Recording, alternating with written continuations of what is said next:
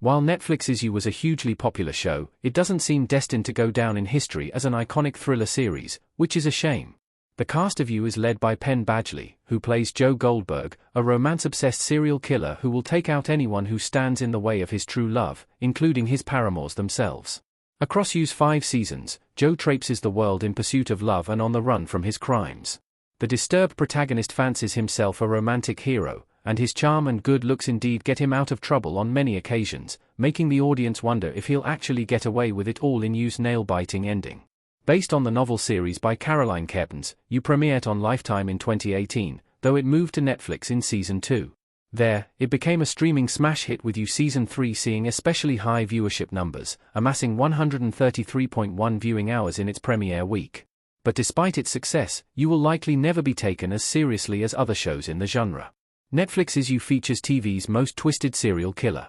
Penn Badgley in a cage in You Season 5.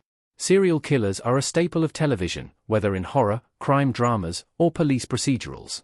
However, it's rare for a serial killer to be the actual protagonist of a series, making You a rare breed. Another show that fits this bill is Dexter, which sees protagonist Dexter Morgan as a blood spatter analyst by day and vigilante serial killer by night. However, what sets Dexter and Joe apart is that the former believes he is serving a noble cause, while the latter kills for his own selfish means or out of a need to play the romantic hero. With the audience in Joe's head, it's almost as if we're complicit in his crimes as we hear his warped rationale for taking life after life. What makes the show so dark is that many viewers can agree that, of all the characters Joe killed in You, many of them had it coming.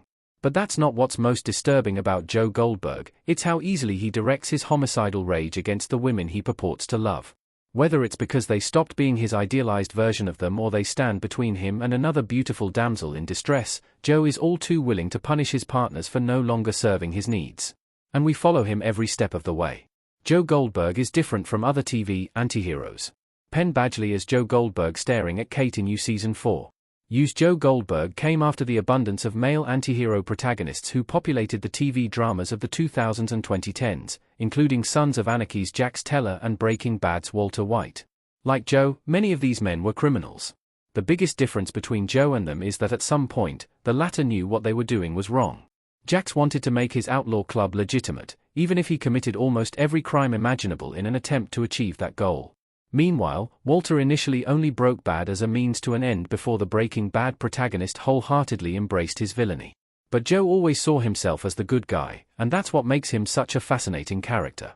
Even when he stopped killing between the events of seasons 4 and 5, it was because he was the wealthiest and most privileged he'd ever been, largely as a result of his murderous actions.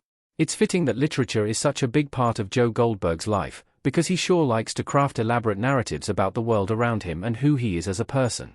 It's a story you can't look away from, and before you know it, you're binging the next You season on Netflix.